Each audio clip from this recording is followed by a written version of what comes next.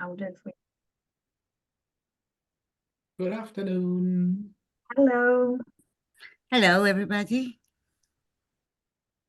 Hello. How are you?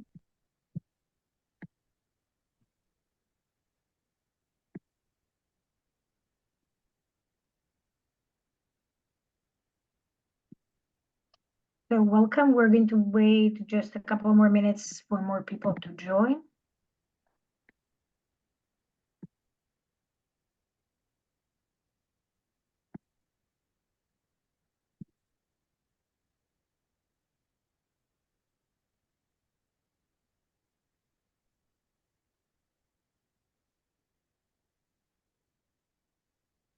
Hi, Daphne. Hello. Hello, everybody. Can you hear me? Yes, we I'm, can. Yes. I'm very glad to see you all. I see we're many people here. Thank you for being here. I think Alexei is also with us, and I'm glad about it. Joachim, it's been a long time I haven't seen you. Yes. I have to travel more. Yeah, it's such a joy to have you. Yes. Always in Marseille. Yeah, All my life in a bocal. I love Marseille. It was such a wonderful time years ago when we all were there. It was Yes. when I started as chair of EuroNPUD and I met everybody. It's such a beautiful city. Yeah, it's nice, really. Yeah. You know, Greece has some places that are exactly like Marseille, but very Yes. tiny, smaller, like Syros Okay. or Galaxidi, some places built by the French, but smaller, everything like Marseille, but tiny, like for dolls. Yeah. But Marseille is really a lot of tie with Greece, you know? Yeah. Just people coming from Marseille were from Greece. Yeah, it's the sea, you know, the Yeah. Mediterranean. But Yeah, you yeah. know, in Marseille, the buildings are bigger. In Greece, they're tiny, but the same colors, the same architecture, the neoclassical style.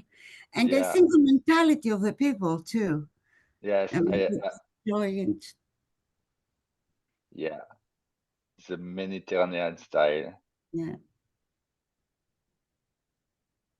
I hope we're not boring everybody with our. Not at all. Not at all.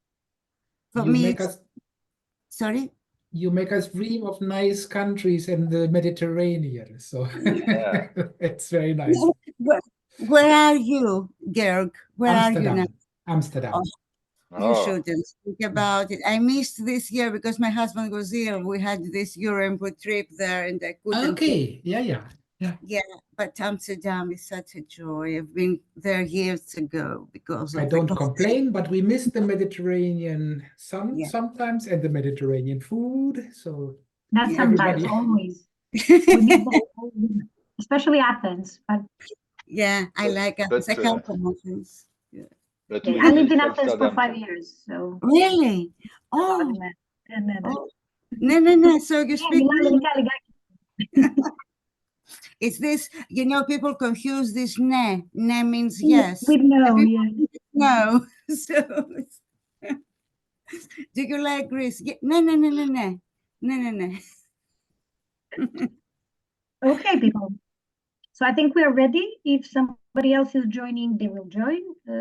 Thank you for being with us today, and I welcome you on behalf of the Working Package 3 of the Boost project to third session within this training session on digital skills.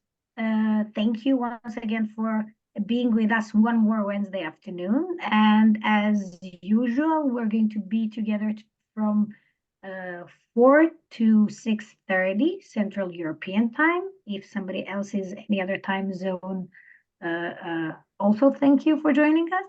And yes, today we're going to have special attention, put special attention towards the tools used in digital services areas of our work. And today our presenter will be Alexei Lakhov. So you already know that he has plenty of experience in digital work, and we're happy to have him with us. We are going to have 1 hour of presentation, and then we're going to have half an hour break from 5 to 5:30, after which we're going to come back for 1 hour or 45 minutes of examples and discussion that you already received in the agenda shared by Irena via email. And last 15 minutes, we're going to have Q&A session and also evaluation. So please, if you leave early, we will be happy to send you evaluation via email so you can also fill it in. This is very important for us when doing the monitoring evaluation, and also so we can collect all of the questions and answers that we have. So you know that in the previous times, we will have the same evaluation. You will pick the training number 3. And if we miss to answer any of the questions we had during this session, you're going to be able to send it also in the evaluation form. So we are sure that we don't miss anything. This training is also going to be recorded as previous 2. And this training will be formed in the manual as well. So all of the discussion, as many questions as you have, or many examples or guidance you have from the experience of your organization, it will be super nice to share this in the discussion we're going to have in the second part, because I think this will enrich also the materials we produce later on, and it will be also helpful for other organizations who are not able to be or participate with us in this time. I'm not going to take any more time. I'm going to welcome Alexei. You're free to share your presentation. And if we have Russian-speaking colleagues, I'm going to share the presentation in Russian as well in the chat.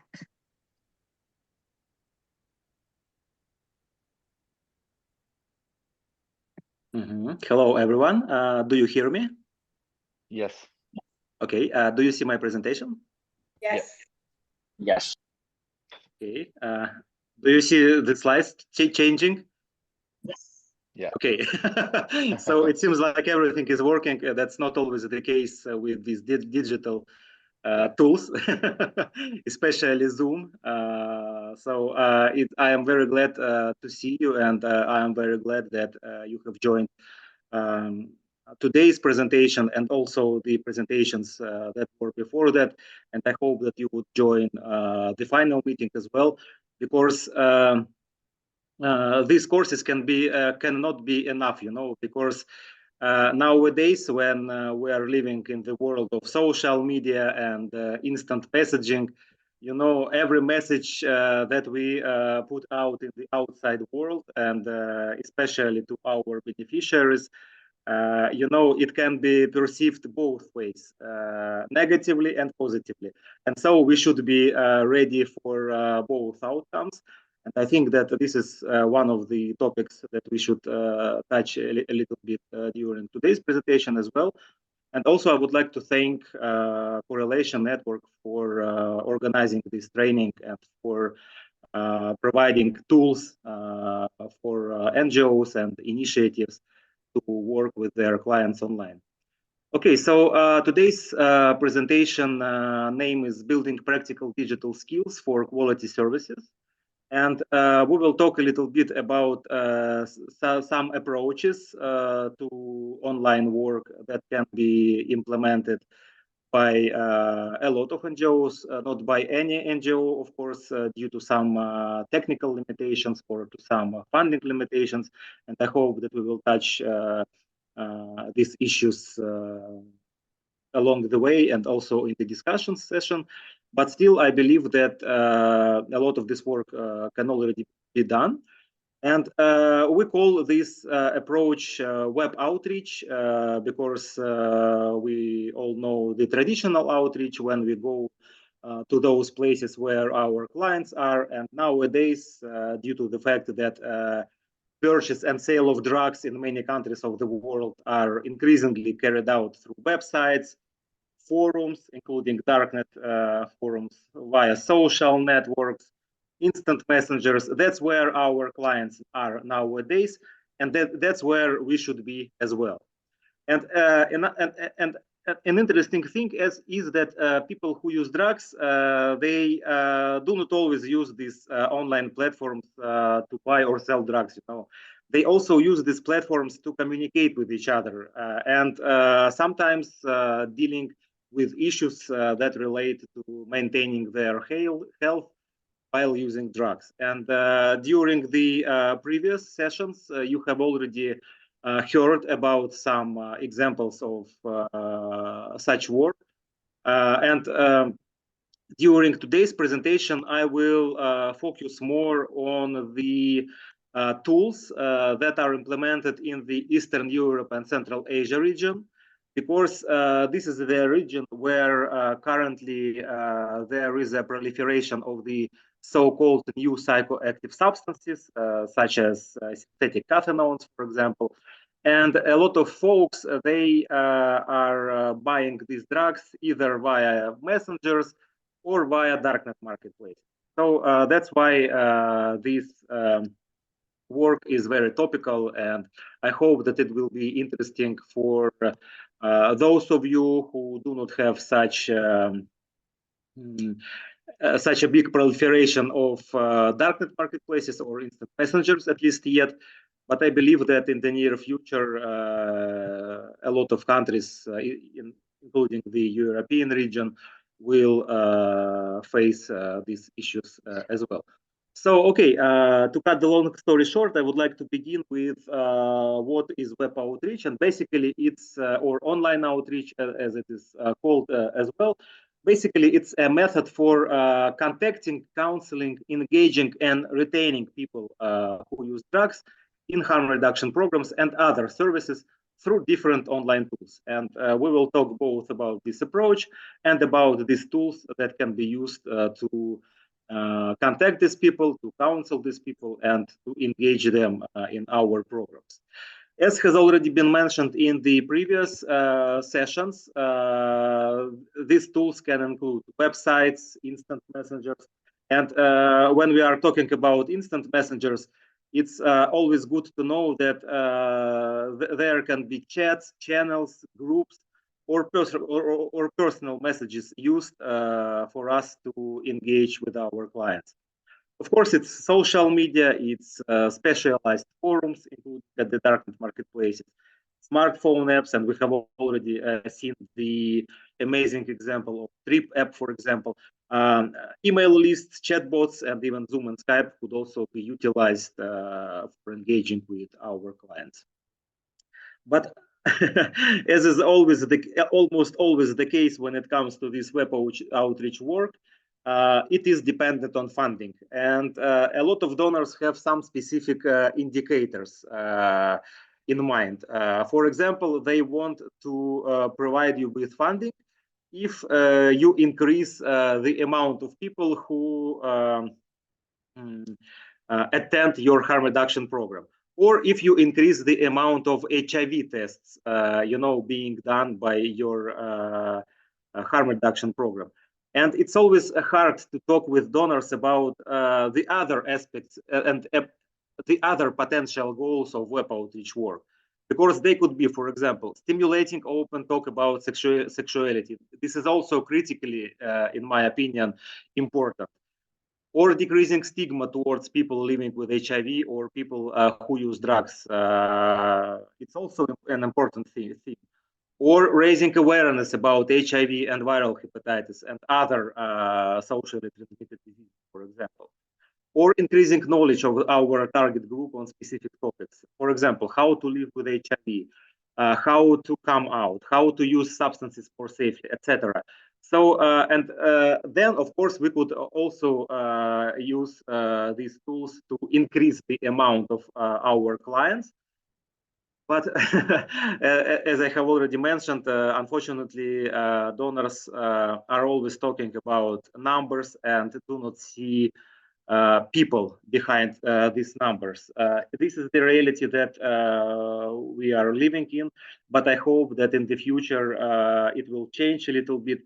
At least I know that thanks to these consultations that were carried out by UNODC, by WHO. Maybe some donors will start to pay more attention to other potential goals of web outreach work that I have already mentioned. And also we could talk about this work's objectives. And this could be to, in essence, establishing contact with people who use drugs, informing and counseling them, linking people who use drugs with related services, with related services. We could also collect and analyze the field data so that we are able to better orient ourselves in the latest drug trends, for example. And of course, it could be the retention of people who use drugs in harm reduction programs and other services. And another important aspect that we should also touch upon is the so-called web outreach principles. And first and foremost, it's digital security, and I believe that you will hear about it in the following session. But still, when it comes to digital security, it's always good to. It's just basics, you know. It's not, of course, it's not a comprehensive overview, but just basics in terms of having strong passwords, you know, and two-factor authentication, or using VPN and or Tor browser. It's locking your phone so that it couldn't be unlocked by your face or fingerprints, and it's especially relevant for those contexts where the law enforcement agencies are really strict and repressive. It's data storage protocols, but above all, it's anonymity and confidentiality of our clients. So these are the underlying principles of all our online work. Also, it's good to remember that we should respect people who use drugs' right to privacy. And this is especially relevant due to the fact that in online spaces, you know, people do not see each other. So if we are talking about some accounts with, you know, with some avatars and without names, we can't even be sure about who is behind this avatar, whether it's a non-binary person or a male or a female, for example, and how old is this person, and so forth. And so basically this communication is so anonymized and so impersonal that when it comes to our web outreach workers, sometimes it's, you know, it's a process when you tend to not respect our clients' right to privacy, you know, and that's why there are some lines that should not be crossed, and that should not be crossed, and that's why we should always remember that our beneficiaries, our online beneficiaries' right to privacy should be respected. And when we are talking about these rights to privacy, we are talking about non-judgmental attitude as well. Because during an online conversation or a consultation, an outreach worker may learn information that could elicit a strong emotional response, you know, or judgmental attitude towards the beneficiary. For example, we could this anonymized and impersonal avatar would tell us that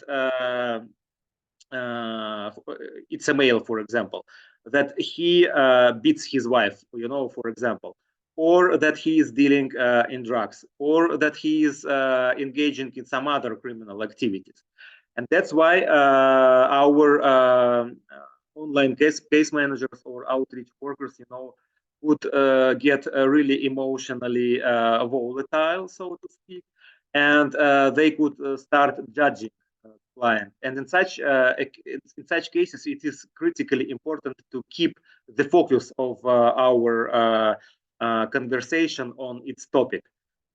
But in case if this information leads an outreach worker to assume that there is a threat to life or health of other people, as well as to the beneficiary himself or herself. For example, if we are talking about some suicidal intentions, then it should be discussed either with the project manager or with the supervisor, or with some other relevant specialists, so that we could develop tactics for further action.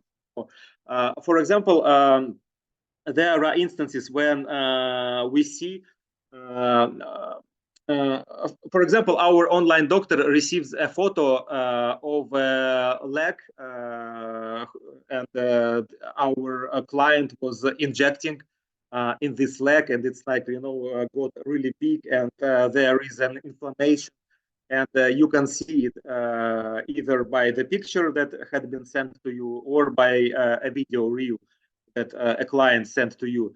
And when a doctor sees that possibly it's a reason for hospitalization, then maybe other specialists should be included in this conversation as well, so that we could hospitalize this client as soon as possible. Because, unfortunately, there were cases when people either died or lost their limbs, and we couldn't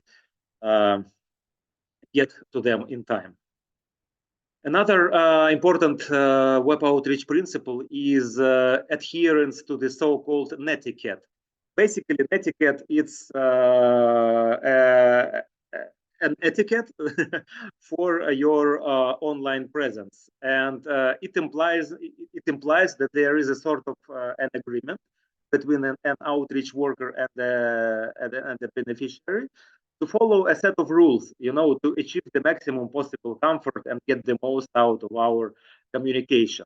And among other things, these can be agreements on what kind of messages is better to use: voice messages or written messages, how to set up notifications of receiving a message, and what time is it acceptable to request a consultation and conduct it, and what time is it totally unacceptable.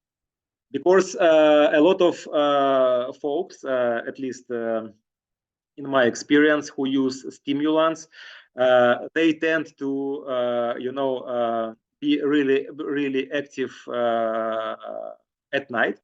And so when you are sleeping, then these notifications start popping up. And if there is a previous agreement, that's okay. If there is no such an agreement, then you should be really flexible, and you should be really polite around how to tell your clients about what to do, and whether you are able to answer this call or not. Another important principle is encouraging positive changes in the client's life. It's a cornerstone of harm reduction work. And but I think that it's really important in these anonymized impersonal online spaces as well, because when you do not see a client face to face, it's really easy to not to pay that much attention to their positive changes. And these changes may seem really insignificant. For example, our outreach worker is a recovery guy, a 12-step guy, and he wants to really encourage our clients to follow that path as well, And when this client starts messaging him and asking some questions related to harm reduction, maybe our outreach worker will be inclined to discourage our client from going to the harm reduction program and start getting him to treatment, for example. We have had, unfortunately, several such examples, and that's why we believe that these principles should be followed as well, because any positive change is a change that should be encouraged, in our opinion. And Another cornerstone of this web outreach work and of harm reduction work overall is following the do not harm principle, because our outreach workers, they have a wide range of different competencies. It's some of them have higher education, some of them do not have any education at all. They have different levels of trainings. They have different life experience. For example, someone was using opioids only. Someone was mixing opioids with stimulants and so forth. And it also includes their own experiences with living with HIV, for example, and the drug use disorders. And all this can affect their online communications with beneficiaries and even harm them. Basically, it relates to the example that I have already provided you with, but still, I think it is really important to pay attention to these points, especially during the supervision and monitoring of the work of outreach workers. And as for the role of this supervisor or this monitoring specialist, it can be performed by a project manager. Sometimes these project managers could observe the consultations of our staff from the outside, so to speak, so that we could give them some recommendations and advice afterwards in terms of how to better communicate with our clients, and even how to use different emojis to respond to our clients' requests.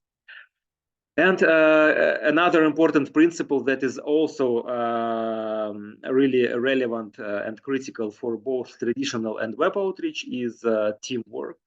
And, sometimes NGOs tend to forget about this principle because they hire these outreach workers and they do not always need to go to an office. They are doing their work at night.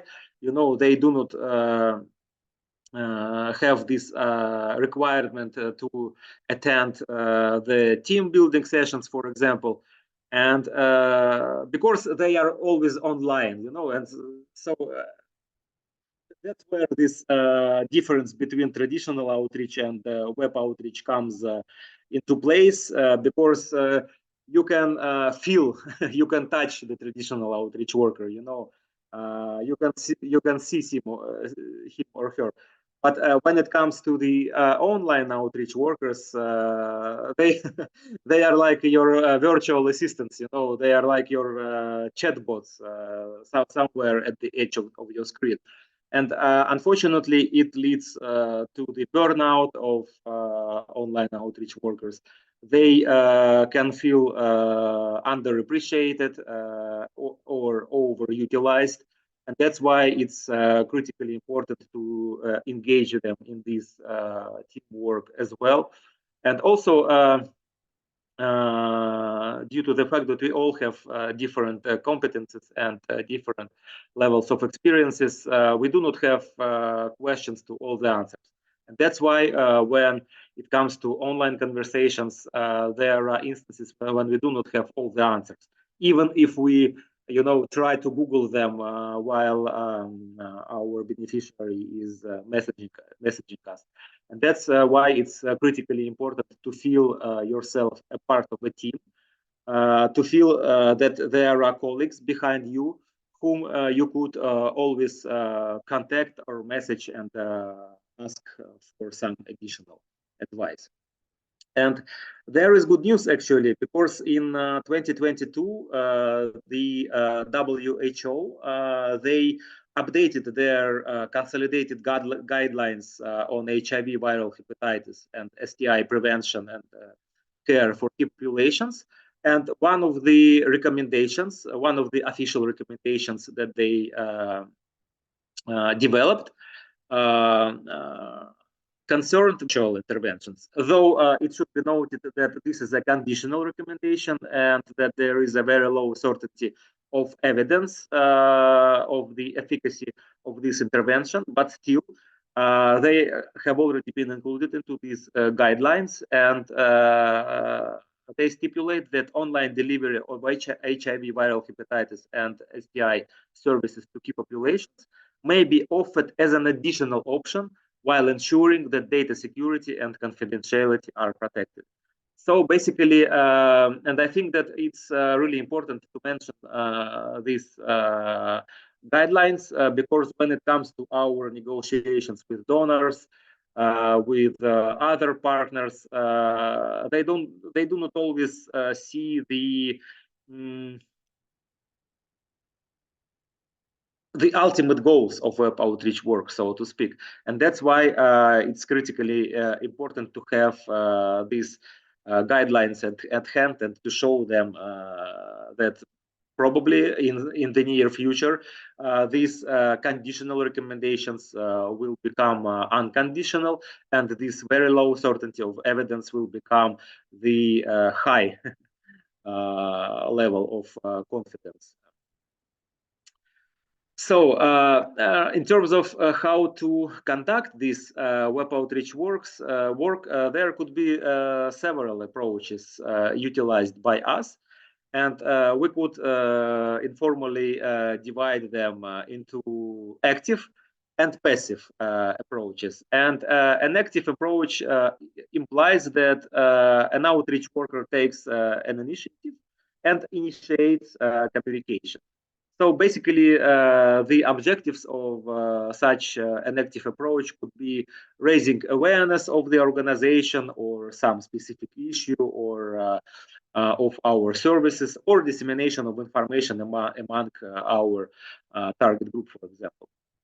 The benefits of such an active approach are an ability to disseminate a significant amount of information within a short period of time. And also we could increase the visibility of the organization in the online space. But of course, there are disadvantages, and it almost always comes to the first message that should be as clear and as effective as possible.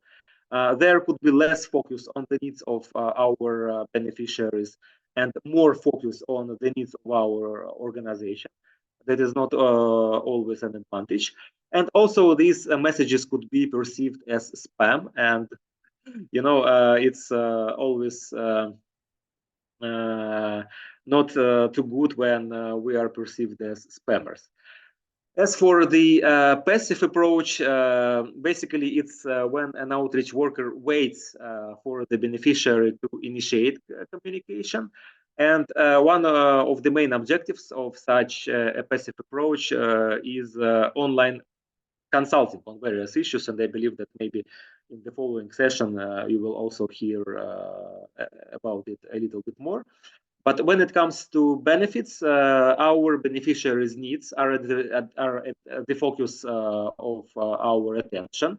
There is less chance of blocking or reporting our account that tries to connect with the beneficiary. There is we have an ability to create deeper messages, so more detailed, more specific, more tailored for this particular client.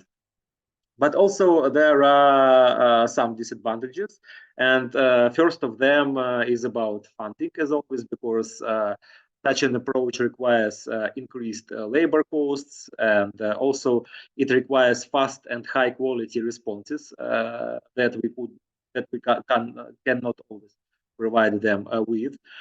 We cannot be sure about the result of such communication. And also, such an approach requires that there is a regular presence of an outreach, of an online outreach worker. That is not always the case, because it's always comes to funding. Okay, and when we are talking about establishing contact with people who use drugs and establishing contact in online spaces, as a rule, we do it in different chats, channels, groups, or forums. And the focal points of these forums are administrators or admins. And we should always keep in mind that admins are really suspicious of any new members or any new persons trying to engage them. That's why it's critically important to remember that we should be polite, that we should position ourselves as representatives of an organization or an initiative group that helps people who use drugs. We should also position ourselves as an active or former pivot, especially if these outreach workers have lived or living experience of drug use. We should focus on the topic of helping pivot, and not engage in some discussions around, the latest drug trends or something like that.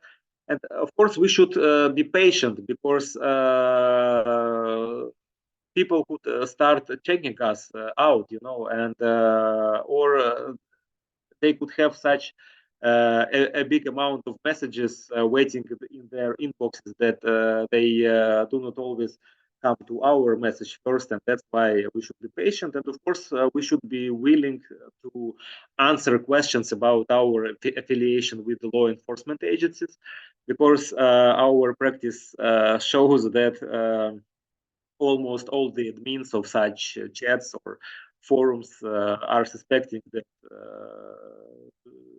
they are being monitored by the law enforcement agencies, and that's why any new online avatar or online presence is deemed a law enforcement agent.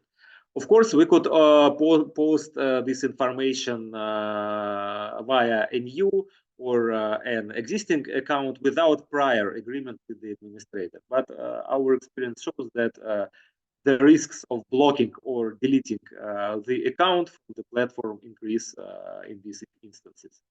But also, we could also establish contact with people who use drugs by creating our own channels, chats, groups, messengers, and I will show such examples a little bit later.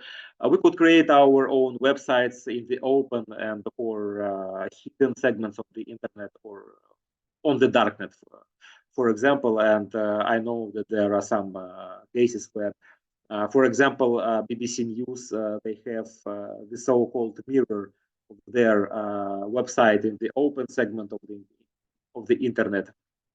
They have this mirror in the darknet, and we could also create bots, and these bots work both in messengers and on websites. And also we could utilize other means of online communications that have already been mentioned during the previous two sessions and in this session as well. When it comes to linking pivot with related services, it's we should always keep in mind that web outreach is impossible without direct agreements with offline helping organizations, because if we promise a person that we provide him with I don't know, with HIV testing, for example, or with we could refer him to some doctor. It's critically important to have these agreements in place, because in this era of instant messaging and social media, negative feedback is spread like wildfire, and that's when we can receive a lot of negative feedback if we do not keep our promises. And we have had a lot of such examples in our work when you promise a person that, okay, there is this doctor, a cardiologist or a neurologist, and you can visit him at such and such date, and then it turns out that this doctor has fallen ill or something, and you do not have any substitute for this doctor, and then this client comes into the channel of your organization on social media or on instant messages, and starts to get angry and to get really disappointed with your work. And other people who might read this communication, they are thinking, oh, okay, so we do not want to deal with this organization. They do not keep their promises. So that's why it's really important to have these agreements in place. When it comes to the retention of people who use drugs and harm reduction programs, we could always go for collecting feedback. And it's especially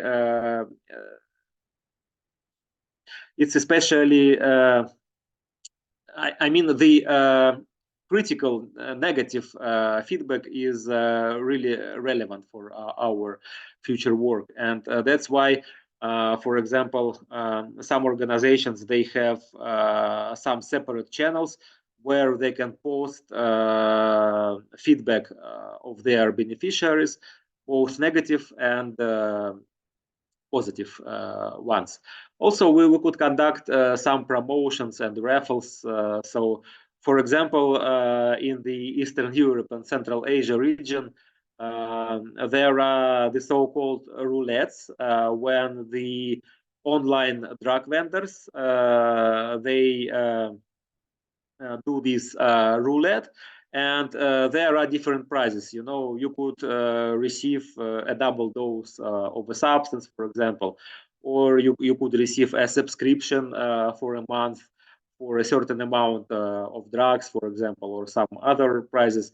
Of course, we cannot provide our clients with such prizes, but still we can provide them with the double amount of syringes, for example, or with some medicines that they really need. One of the organizations that I worked with, they provided people with the generic Hep C treatment, for example. So yeah, it's and the when beneficiaries see that you are doing such work, that you hold such raffles in your online spaces, and that you have such relevant prizes, then it's the level of trust and the level of encouragement to your organization, it really rises. And also, it gives, when it comes to the retention of people in harm reduction programs, it's always useful to give your beneficiaries an opportunity to contact the organization staff and each other, because our experience shows that a lot of our beneficiaries would really like to communicate with each other, and not only about drugs, you know, or about some such issues. They could talk about politics, they could talk about football, I don't know, about some other issues. But when you provide them with such information, with such platform, then it's you know, then their level of trust to your organization rises as well. And as for the typical schedule of a full-time web outreach worker, it's just an example, but it's an example from real life. So basically, this is one of the web outreach workers, a woman who uses opioids. So she wakes up at 10. So she is and she starts her online workday with posting information about offline outreach and available services in these particular NGOs online channels. Then she is answering their requests that came throughout the night. She is doing some online counseling.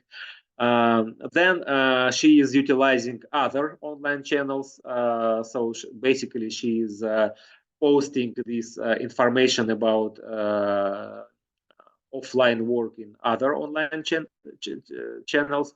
Then she keeps answering requests that came after the previous step. And also she is managing the NGO's online channels. So she is scheduling news and posts for tomorrow. For example, she is acting as a moderator in the chat for clients so that they could be really engaged in these discussions. And then she answers questions in her private messages. So basically, she has this particular time dedicated to this work. And also another important thing that she does, she is looking for relevant dialogues in outside online channels by keywords. So for example, online vendors in the Eastern Europe and Central Asia region, they sell drugs via Telegram chats or Telegram bots, for example. And if you can join such a chat, there are a lot of discussions there, and not all of them are related to drugs. So, for example, people are asking some questions about hepatitis, about HIV, and you could find these discussions by using keywords, for example, HIV or hepatitis or something like that.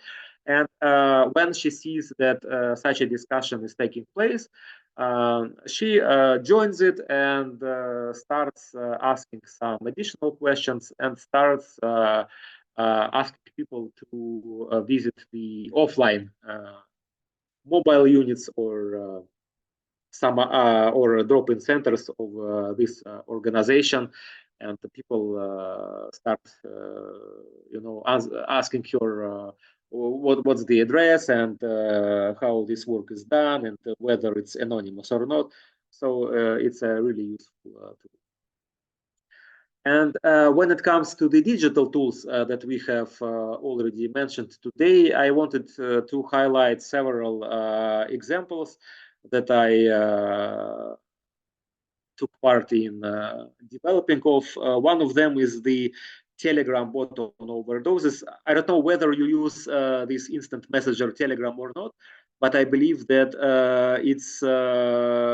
it's becoming more and more popular all over the world, not only in Eastern Europe and Central Asia region, but also I know that in the wider Europe it is being utilized more and more. So basically, this Telegram instant messenger it allows to create bots, and users can interact with these bots by sending them messages, comments, and online requests. And we have created this Telegram bot on overdoses. Basically, you can call an ambulance, either private ambulance or a state-run ambulance. So if you click the button that says that you can call an ambulance via this button, you can connect with the ambulance via a telephone number, or you can connect with a doctor, for example, with an online doctor, with a substance use specialist, or with a therapist, or with a surgeon. They have their own accounts on Telegram, and when a person pushes this button, then he or she is redirected to this specialist. But also our beneficiaries can contact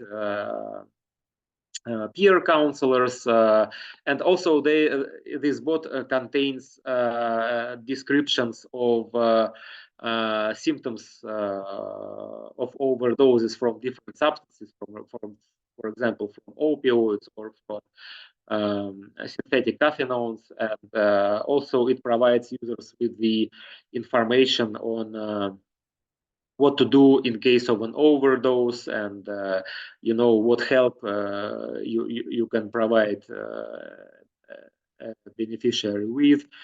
For example, how to administer naloxone, or what medicines you could use to alleviate these stimulants, psychosis. So yeah, there are different descriptions.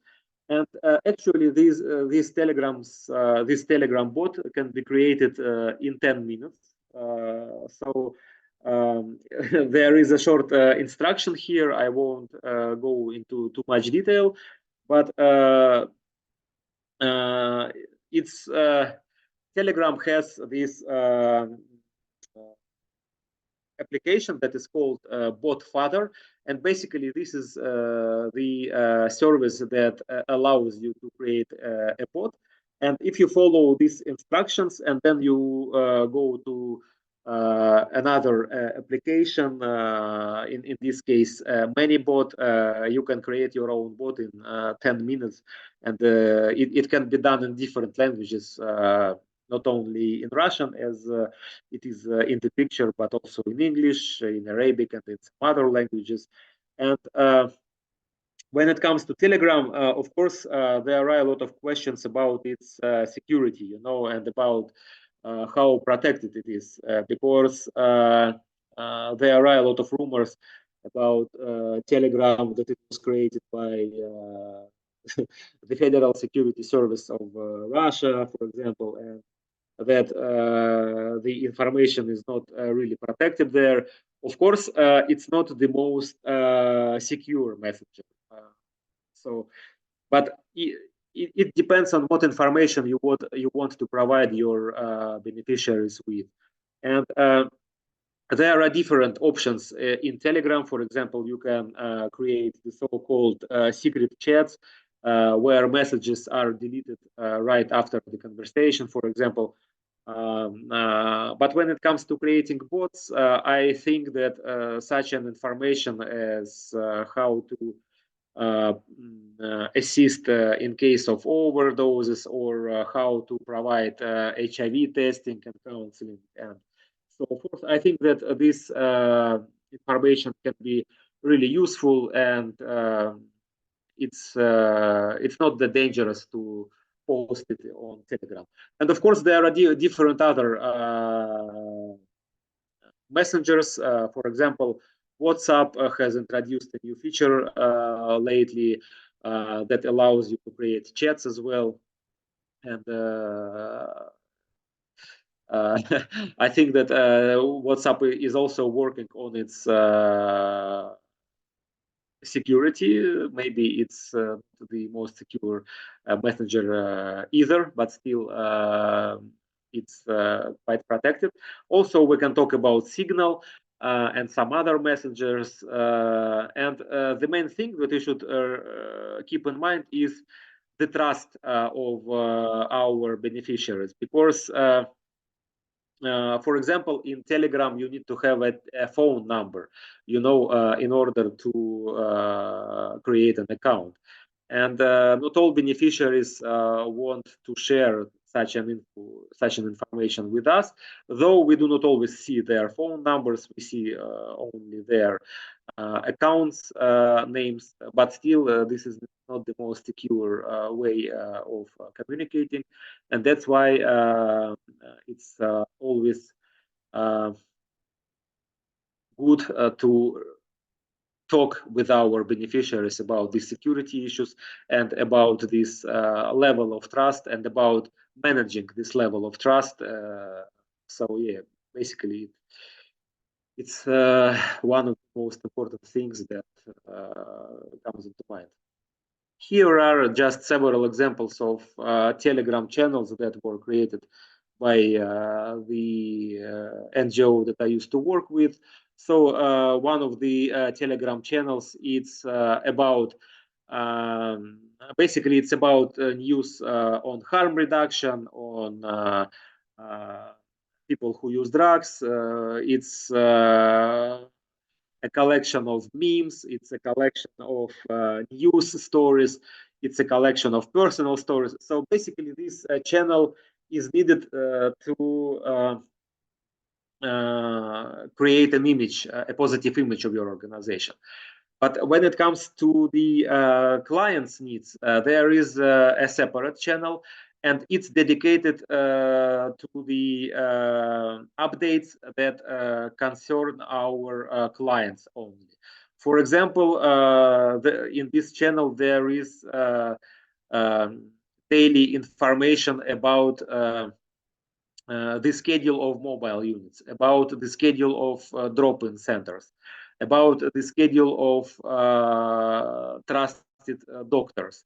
And so, and no other info is posted there. So basically, people can choose what channel they would like to subscribe to, and yeah, it showed its usefulness.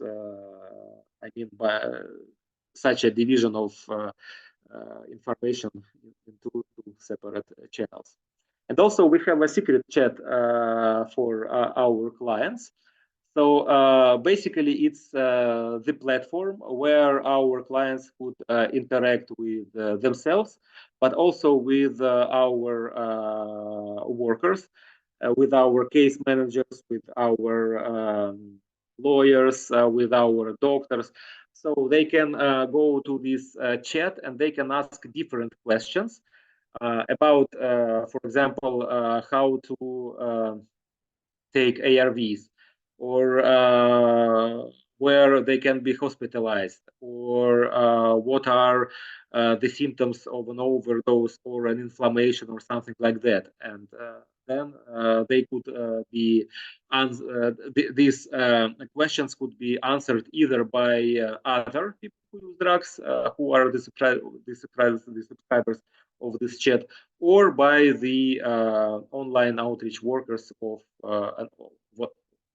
our organization. And this chat is really, or at least it used to be really active, and people got to know each other. You know, they argued with each other. They thanked each other. So basically, it's a very lively space that should be moderated because sometimes these discussions can get really heated, and people start offending each other. And especially it was true between people who use stimulants and people who use opioids, because in our region, people who use stimulants tend to be younger, and they do not really like people who use opioids. And there were always these clashes between these two subgroups of people who use drugs. And so that's why this chat needed to be moderated, but also it was really interesting to participate in these discussions and to try and show people how similar they really are. Though they do use different drugs, but still there are more similarities between them rather than differences. I think that it's time for a break now. I wanted to ask if you do have 4 more slides. Do you want to okay now, or we can come back? I don't know. We can ask people as well. I mean, how do you people prefer? Yeah, I can finish now, or if you would like to have a break now, then we could do it. Yeah, I mean, we can go for a half an hour break and come back.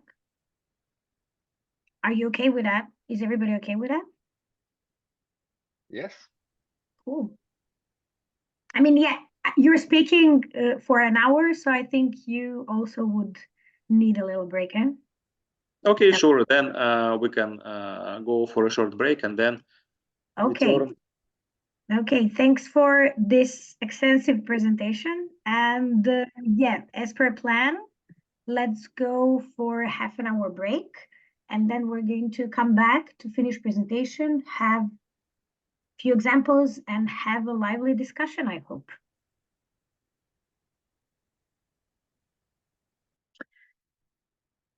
I hope everybody had a nice break. And let's wait to see if everybody's back.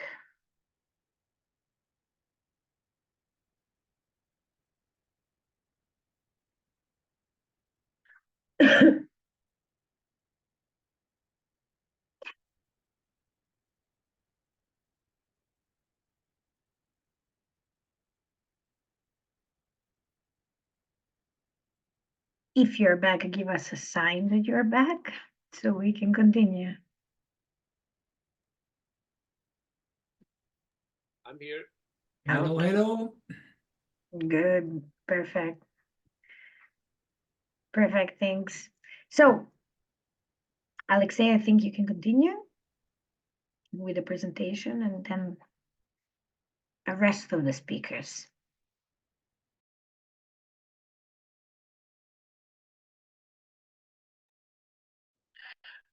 Sorry, my sound was off. Nice to see you back, and let's continue with different digital tools. And I hope that afterwards we will have a short discussion on the digital tools that you have been utilizing in your own organizations, countries, and groups. But for now, I would like to continue with several other examples. And one of them is using the WordPress websites. Basically, WordPress is a content management system that allows you to create websites even if you do not have any prior knowledge of some languages of programming and so forth. So basically everything is done for you. You should choose a template, and in some cases these templates are free of charge. In some cases you should pay for them, but actually when it comes to some simple websites, these templates cost not much, like 50 euros for a template, for example, or as I have already mentioned, free of charge. And here I would like to show you the example of a WordPress website that is called Drug Map. Basically, it's a website on overdoses. It's in Russian only, but actually you can create it as well. So it's a really simple website. I can show you the how it looks like in real life, so to speak. So let me show my screen once again. Okay, so basically it looks like this. It has some information, for example, on the International Drug Users Day, or for example on the fact that in 2022 there was a rise in overdoses in Russia, and also it has this link to the Telegram bot on overdoses. But basically, it's a really simple website with this menu. Here is an information where people who use drugs can receive help, how their relatives could receive help. This is a section on help for people living with hepatitis and HIV. And here is the instructions on what to do if there is an overdose. For example, if there is an overdose of opioids or tranquilizers, or I don't know, methadone or alpha PVP and some other drugs. So yeah, it's a really simple website, nothing fancy, and this template was provided free of charge.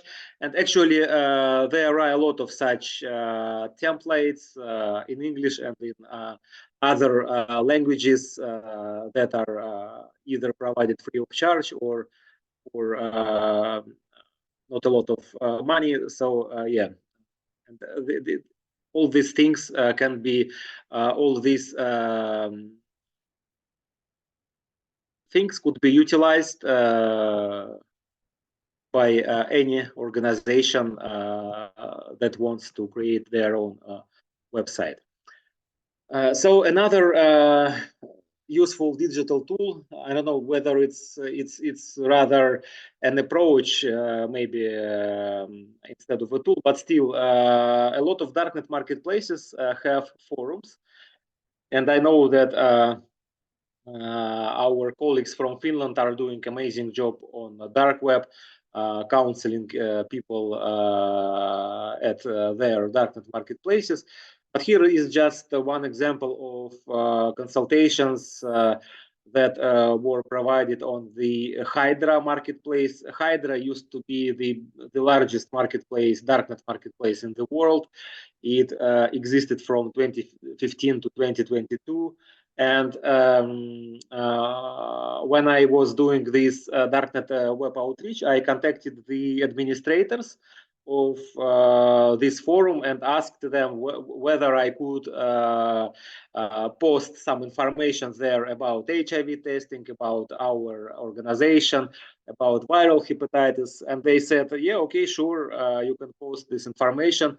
And also, I gave them an interview about my own lived experience with drug use and about our organization and the situation with drugs in our region as a whole. And then I created this thread on viral hepatitis prevention and treatment. And here is just a snapshot of one of the consultations. Someone was asking whether moderate use of methadone once a month in the amount of up to 1 gram damages a liver with hepatitis C.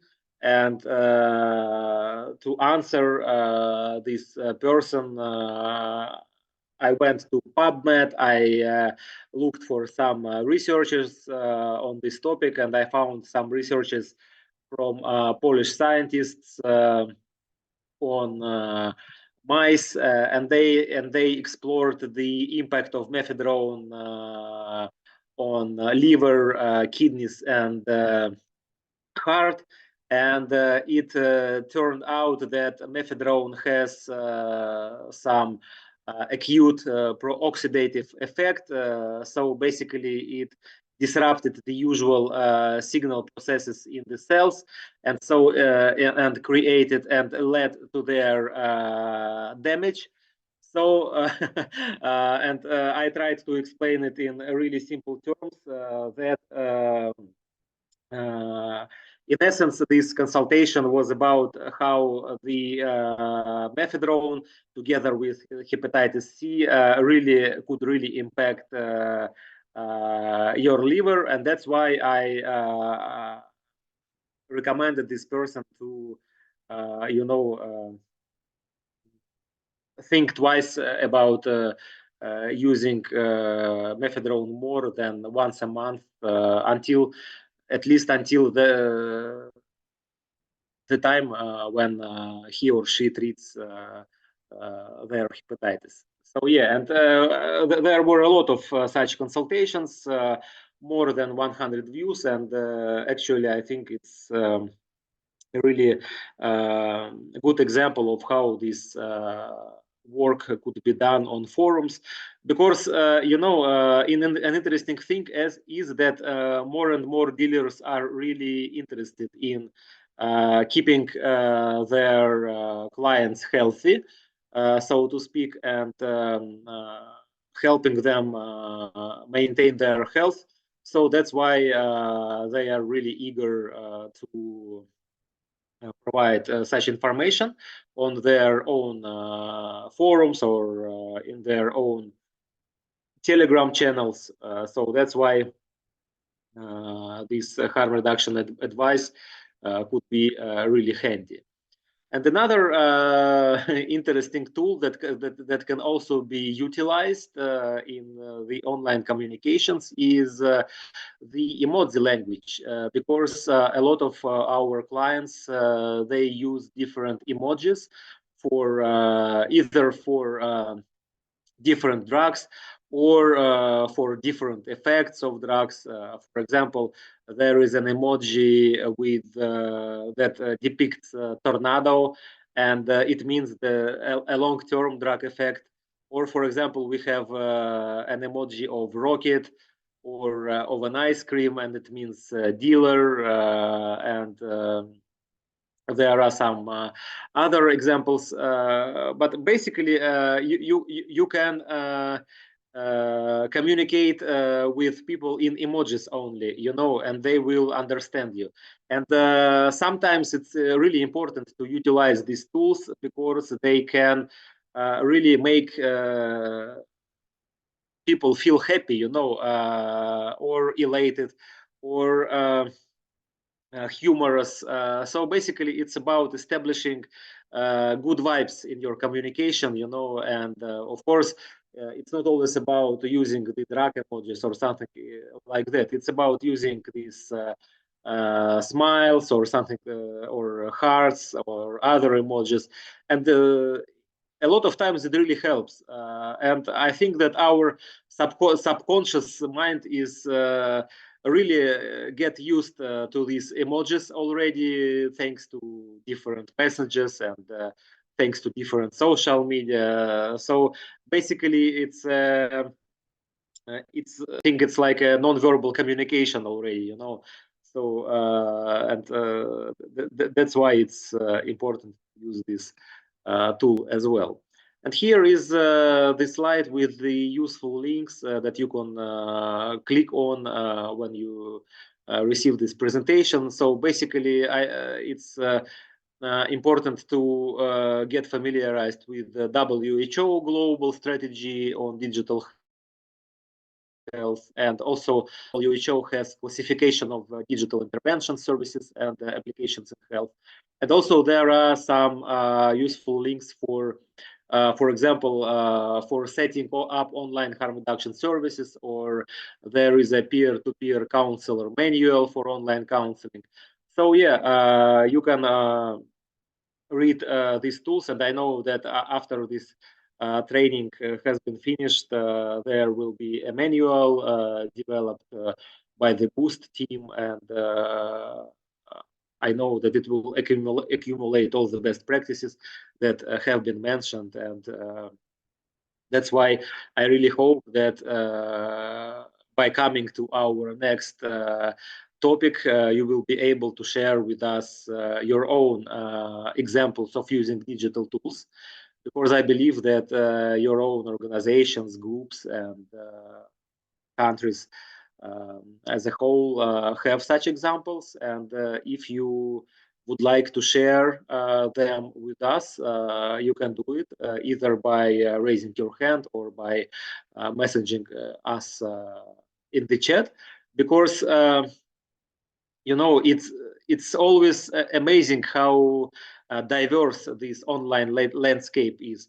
For example, and mainly it depends, it relates to the drugs that people use. For example, in our region, in the Eastern Europe and Central Asia region, there is, as I have already mentioned, the proliferation of new psychoactive substances, of stimulants, predominantly. That's why people tend to use one kind of language and of online language, and one kind of online applications. But maybe in some other countries of Europe, there are different examples, and that could also be related to different drugs that people use, you know. So that's why we would like to discuss it with you now. And please do share your experiences in the chat or by raising your hand.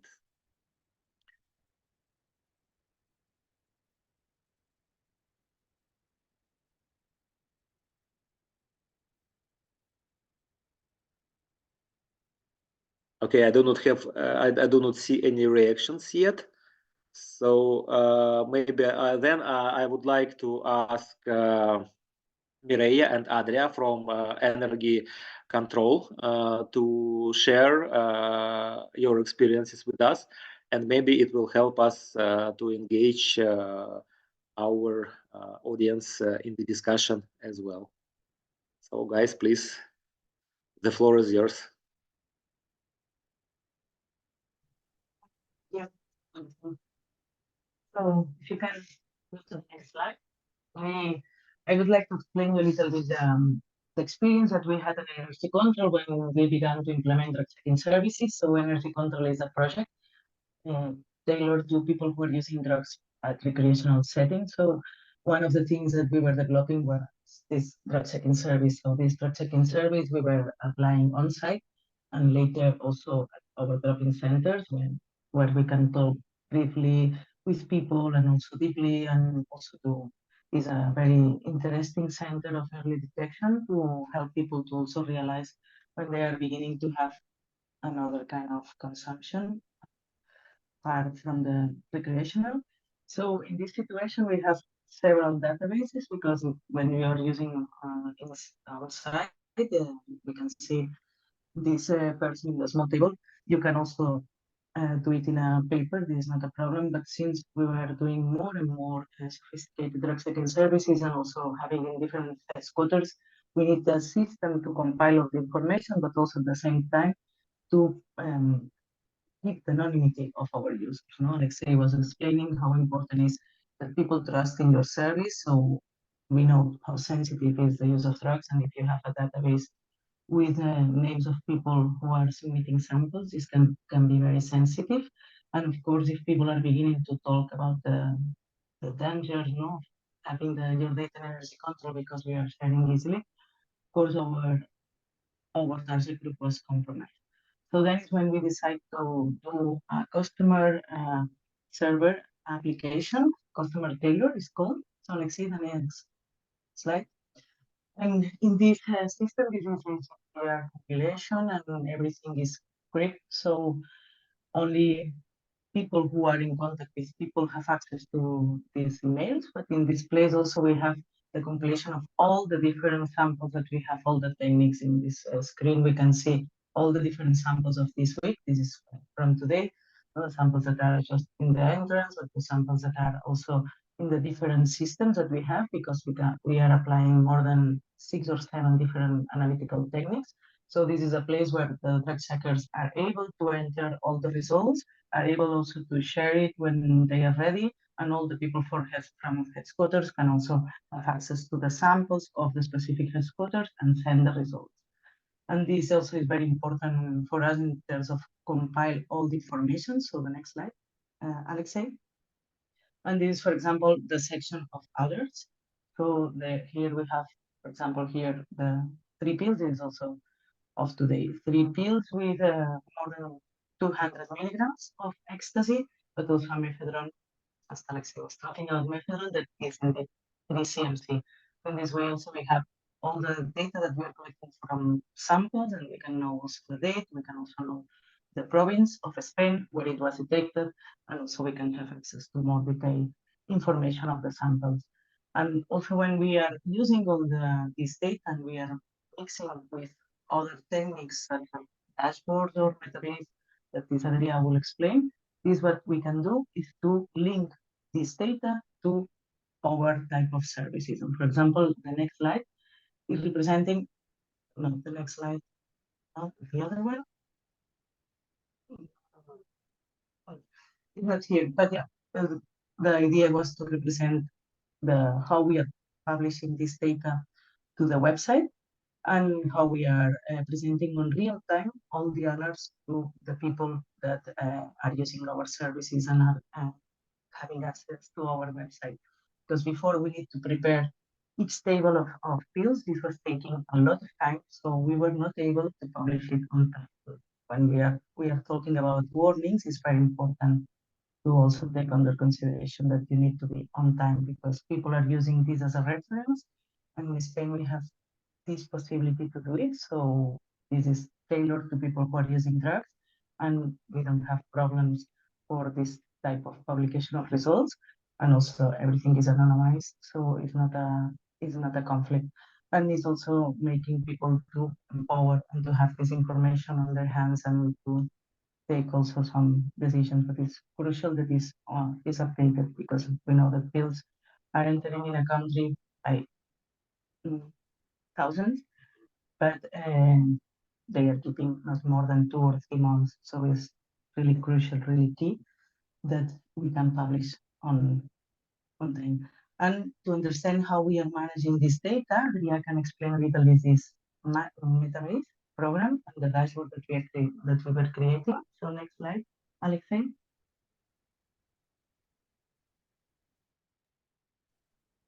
Thank you, Mireia. So as you said, data is a very important part in our organization. We have been collecting data from many years ago using different applications that have evolved during the time. And the last ones that we are using are the ones that Mireia presented, our custom tiered application.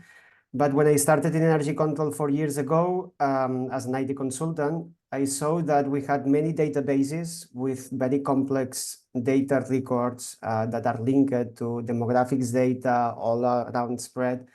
And when we had to do monitoring or do some sort of report or even answer a question to some of our users about the information of subsample or some results, we had the data spread over many different databases.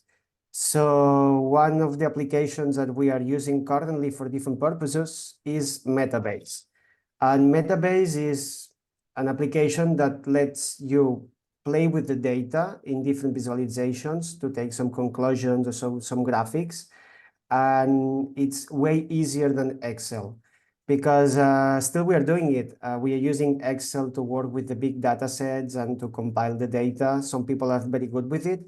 But if we want to publish the results or want to give some sort of partner organization real-time access to a part of the data that we are working with Excel sheets can get very, very, very complex and confusing sending on the emails.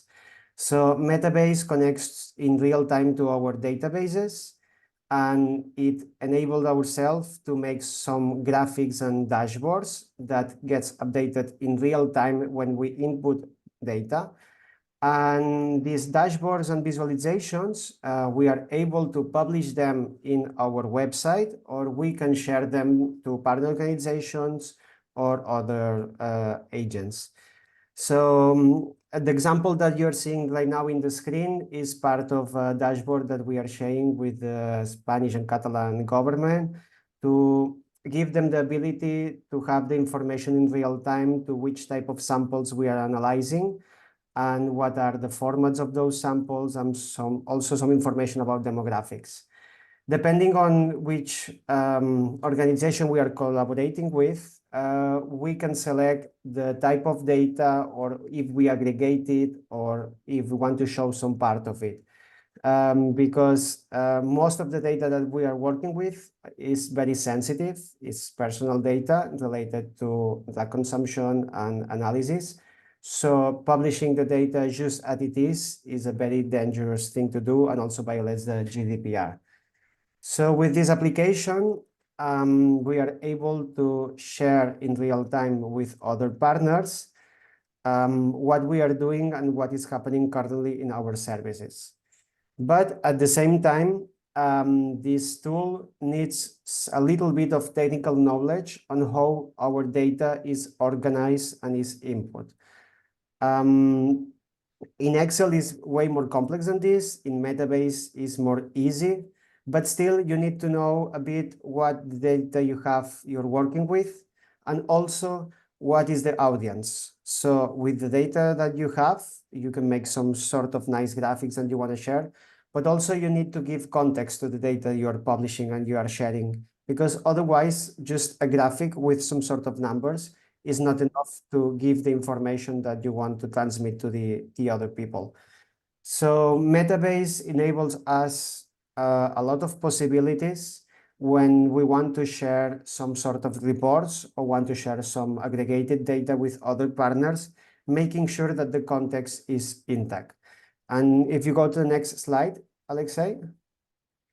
This is other types of visualizations that we are sharing with partners. For example, we can show the different rates of adulteration of MDMA, the average purity of MDMA pills, and also the powder during a series of years or months, also typical adulterants. And the nice thing about this tool is when you configure your dashboard, you are able to share it and you don't need to update it. It gets updated alone in real time. So you can focus on doing the work and also inputting the data to the database, that the part of dissemination and sharing with organizations, it gets done automatically.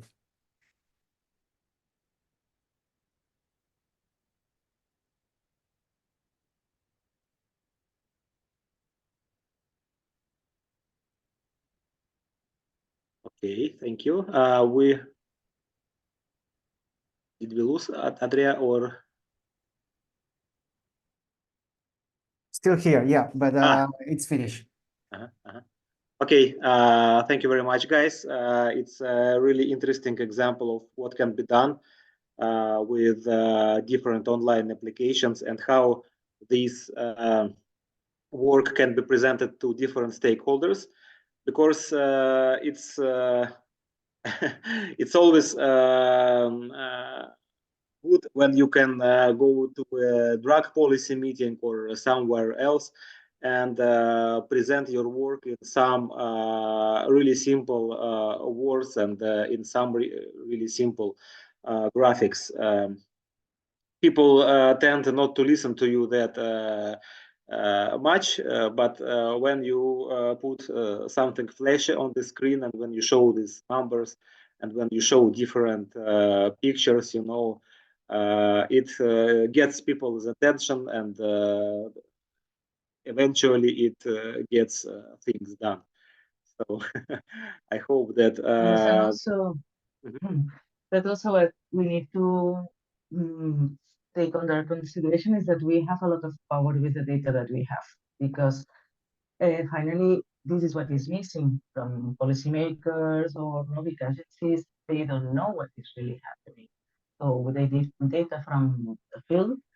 And if, as you were mentioning, if we are presenting this data nice and also well organized and well structured, you can change a lot of different things. For drug checking services, this was one of the examples when we were beginning to monitor directly to the MCDA, because the data was structured and harmonized accordingly to their standards, and this made a big change for us. So it's very important also to know that and to be aware about the power that we can have with data.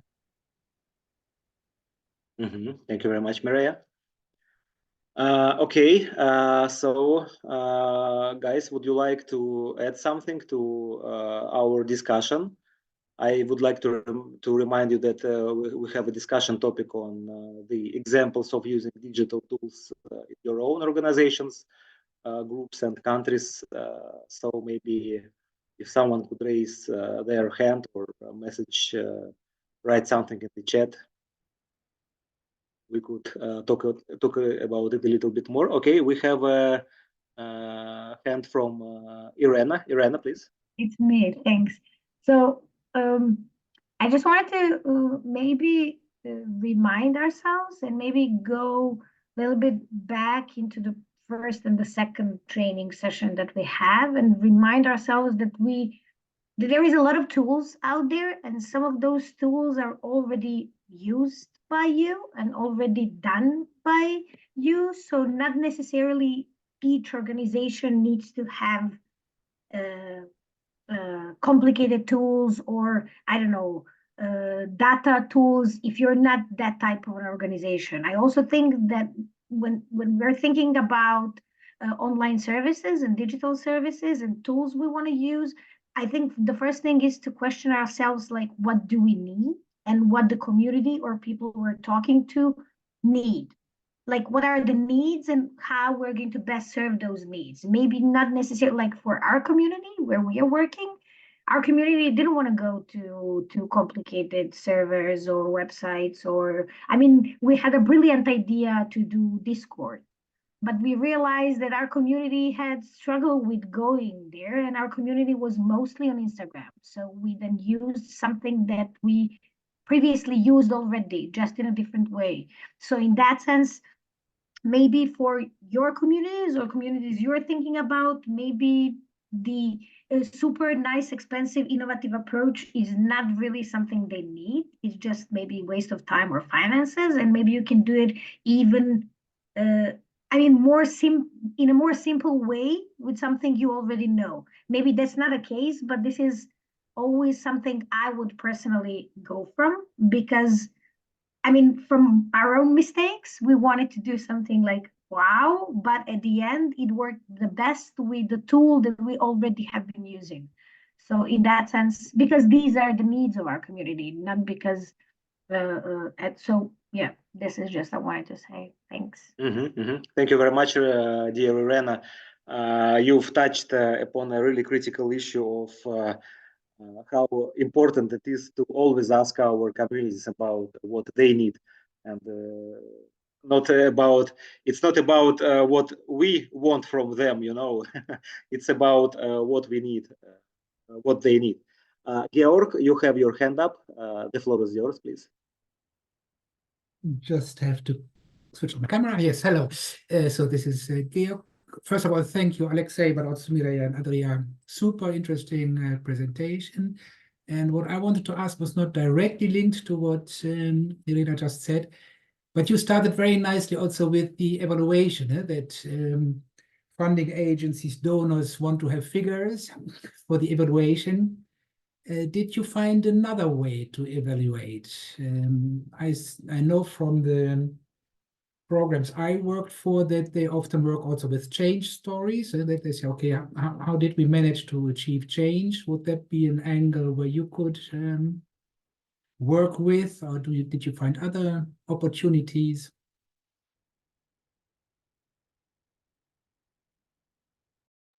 Thank you for your question, Georg. Maybe Mireia or Adria, would you like to start answering?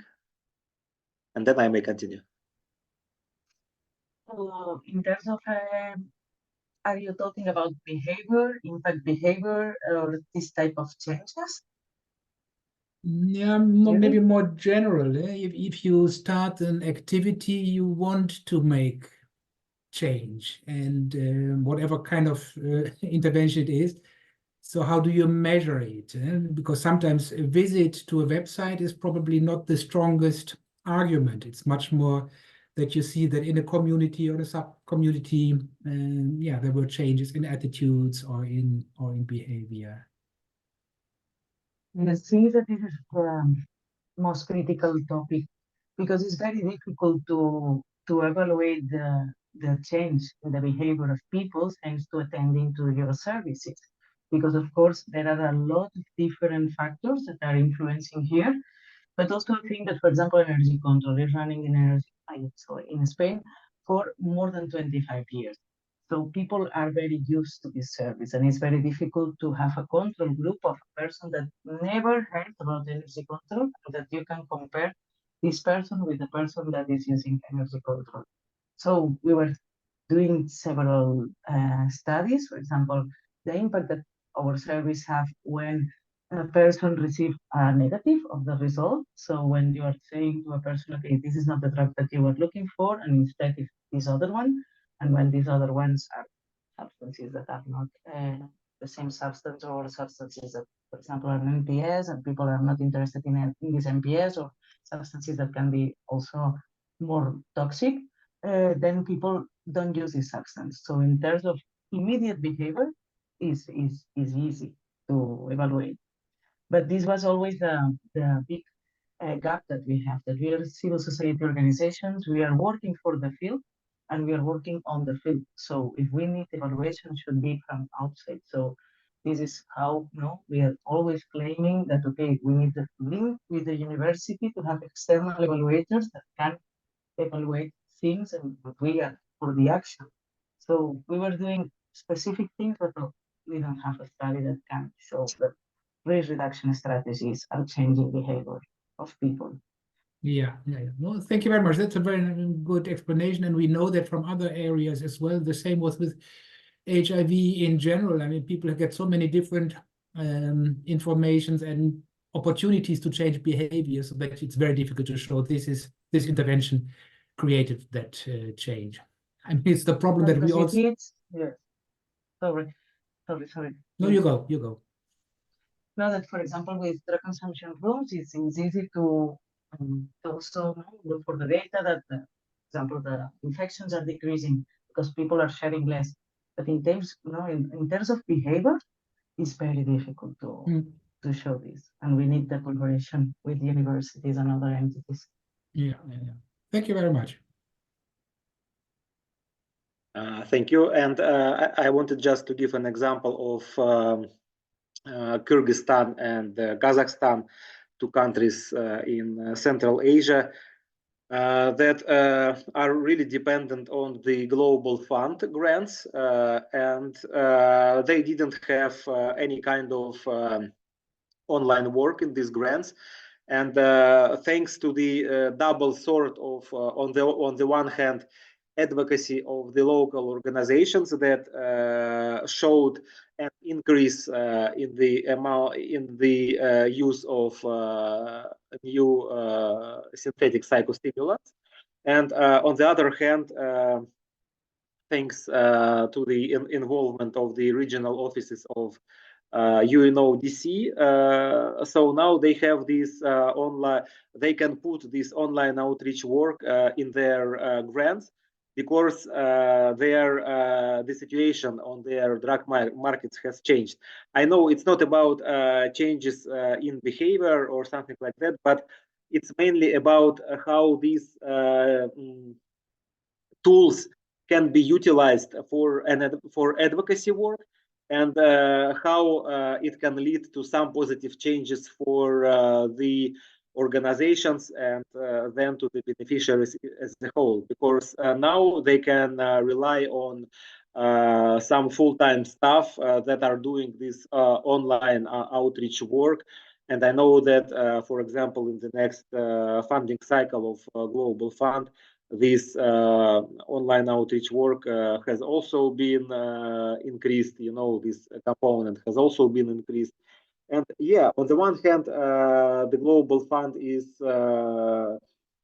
following the trends.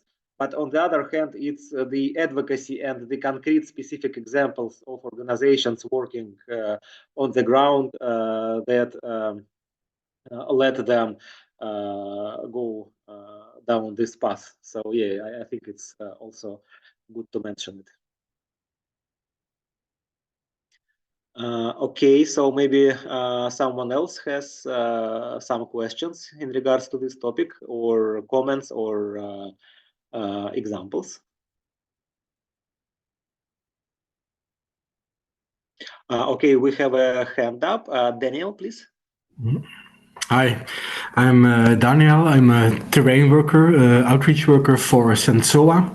It's a sexual health organization in Flanders and Belgium, and we recently started with online outreach on Grindr and Romeo. There's 2 gay dating apps, and we did this after like a test period with 3 apps and different profiles.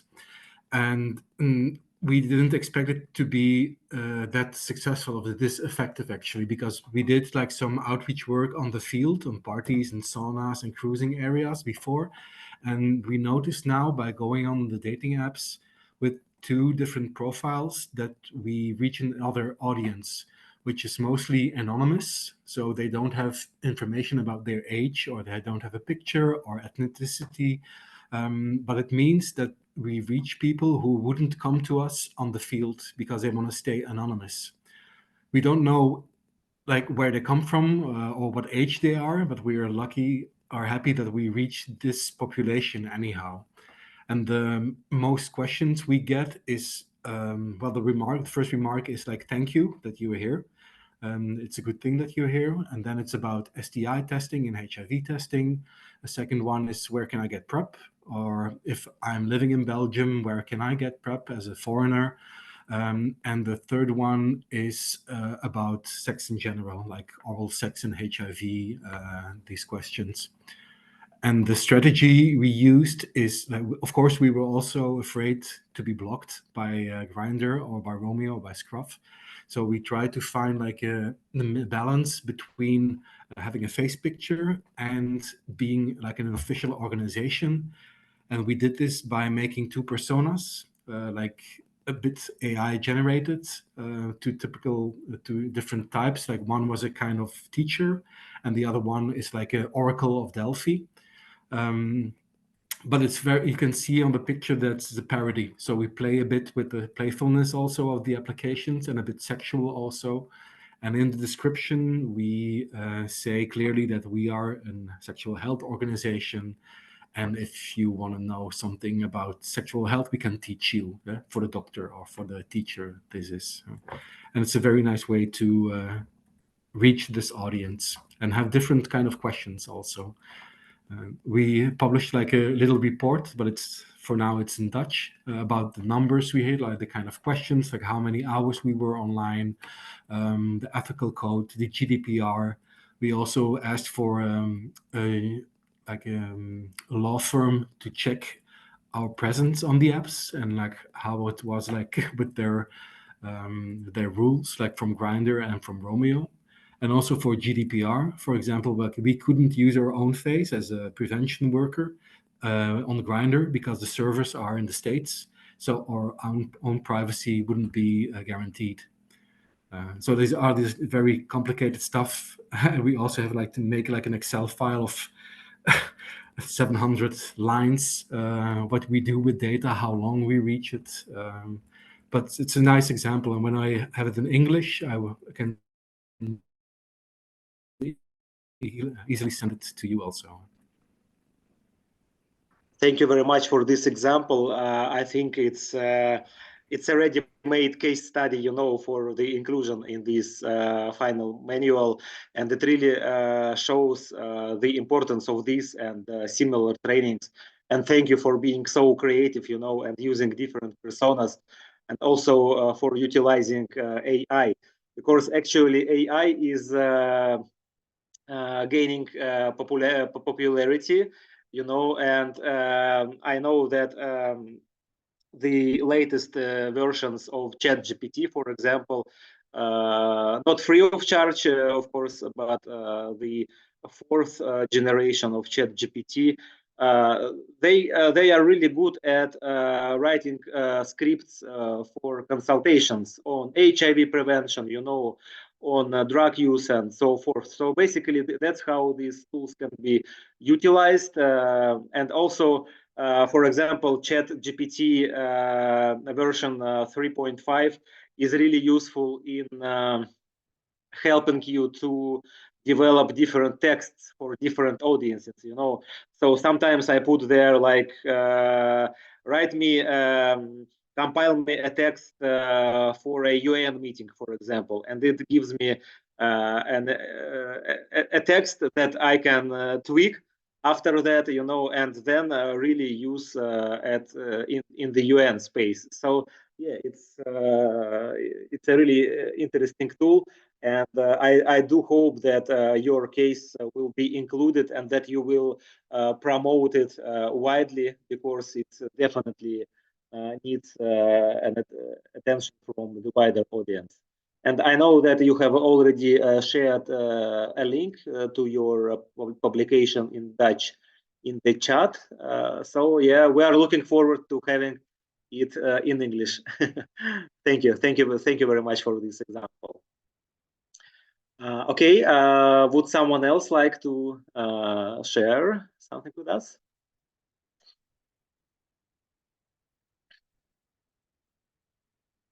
I know that we have like 15 minutes left of our meeting, but we still have another pertinent issue to discuss, and it's about the barriers to utilizing digital skills in our organizations and groups, and how we could overcome these barriers. And one of the barriers I have already mentioned, it's donors' requests. Basically, when they are talking us, showed some changes, you know. This issue has already been alluded to by Georg. So yeah, show us some changes. So show us some indicators. Show us the amount of HIV tests and Of course, you should show us how there is an increase in these HIV tests. Of course, we all understand that to get funding, we need to be really creative. But when it comes to convincing donors about the overall usefulness of this online outreach work, about how clients should build a rapport with us, how we should build trust with us. Maybe you have examples of your own. Maybe you could share these examples with us in terms of overcoming these barriers and how we could be really creative around it. So we still have some like 10 minutes left, so please share your suggestions and comments either in the chat or by raising your hand.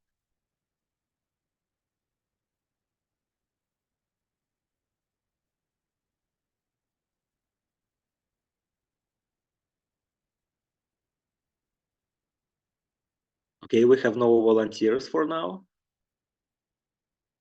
So I would like to continue with this theme, with this topic on barriers, because another barrier is how our beneficiaries either do not use or do not want to use different mobile applications or different digital tools. Mireia, you have your hand up, please. Yes, and one of the barriers, of course, is money. That is what Irena was mentioning. So also, as I think that in this sense we can help, in this training, in the mentorship also, that there are several tools that nowadays you can have a free version that you don't need to pay, and then with skills from people and trained people, you can manage it. I mean, that is not as before that you need to pay a lot of things for licenses, a lot of money.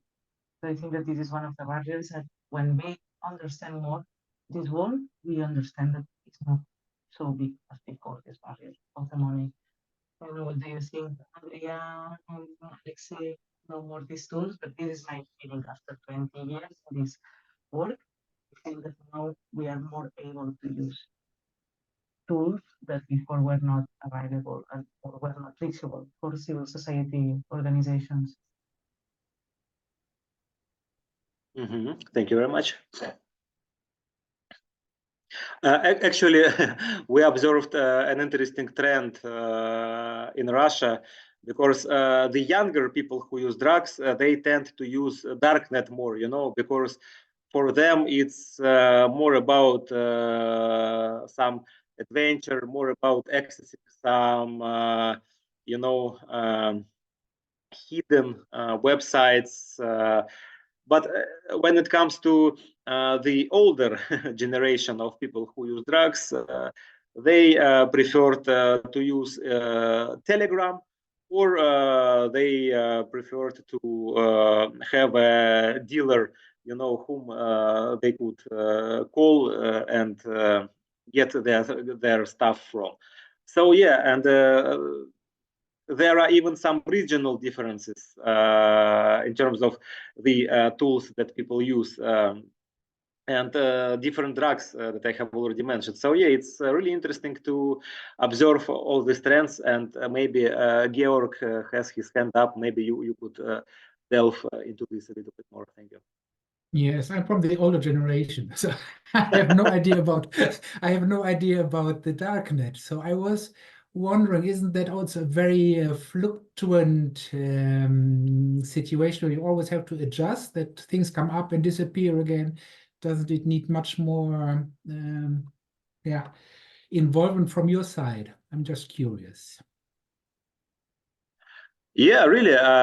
Actually, you are right, because we have to be really proactive in this regard, and we have to not only follow the trends, but also maybe to create the trends. And I think that that's where the Irena's example come into place, because they wanted to use Discord, but then they saw that their folks liked Instagram more, but maybe down the road Discord will be handy as well, you know, because maybe with some with a kind of soft power, you know, with the kind of engaging your clients in this digital work more, you will be able to create this demand for Discord, for example. And of course, it's an always evolving situation. And another example is with this darknet.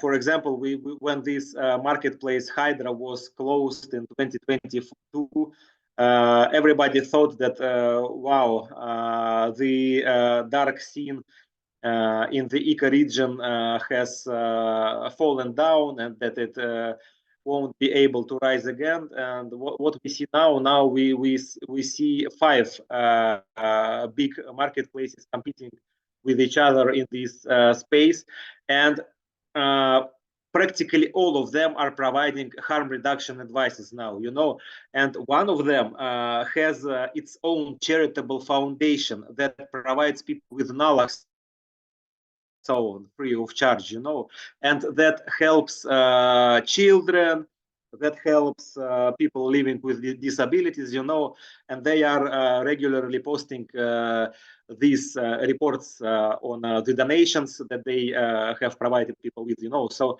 the situation is really evolving. And another marketplace, for example, it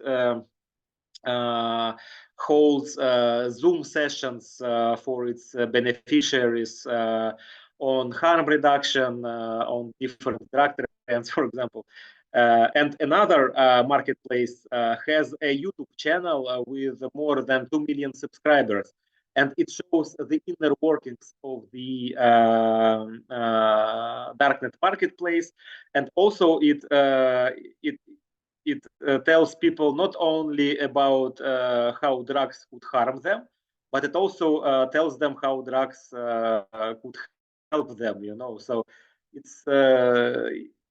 it's a constantly evolving situation, and it's really interesting to observe it from the outside, so to speak. Yeah, so we have a lot to learn, but also we are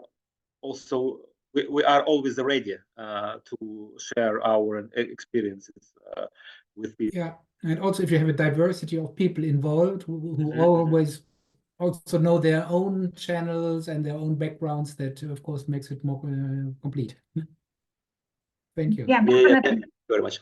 On that note, for example, I think this huge migration of people from Russia and Ukraine into Western Balkans, for example, we didn't have any marketplace on Telegram, for example. Like you could go to any Western European country and you could find marketplaces on Telegram or whatever. We didn't have any in Serbia. Now I have speakers with the QR codes all around my country for 2 or 3 or several different marketplaces around me even. So, I mean, through Telegram. So we haven't had that at all. Now we have just plenty of it. But I also think that it's also context and how things are changing around us. I mean, changes everything. So, I mean, just following up could be tricky. I mean, not tricky, but time consuming, but also, yeah, adaptation is constantly needed, I think, especially in the digital world where things are changing so. Yeah, because Telegram now has almost 1 billion subscribers, you know, so it's crazy.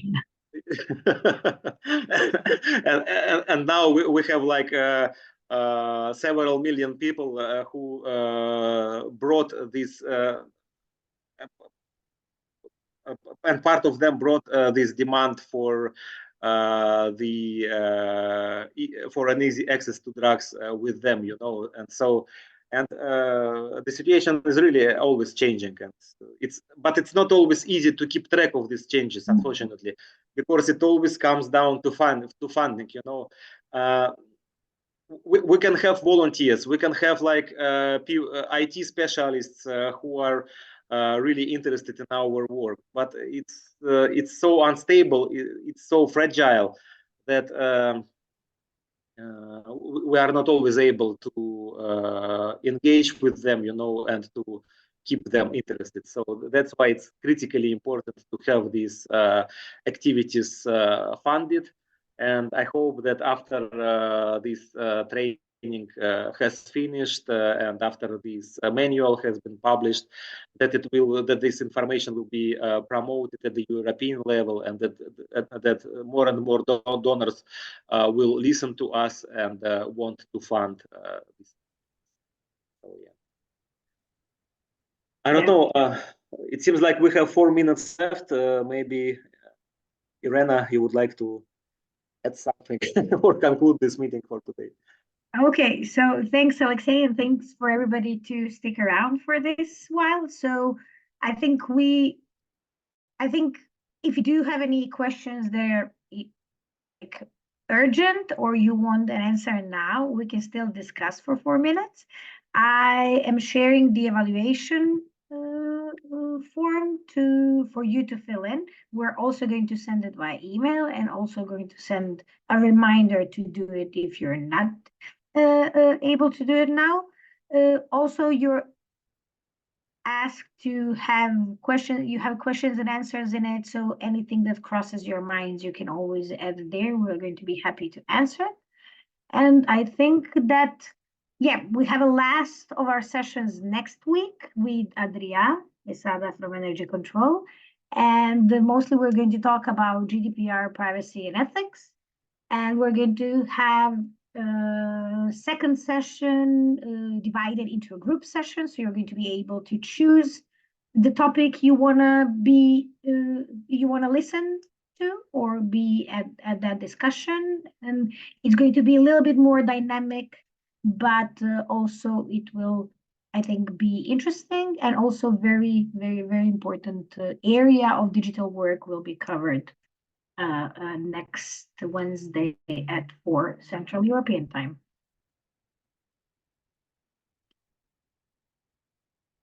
Everybody can see the evaluation link? Yeah. Okay. Yeah, thank you very much. Another very inspiring, interesting session. Super. Thank you. Yeah, this month is a lot of knowledge shared. Yeah, thank you very much.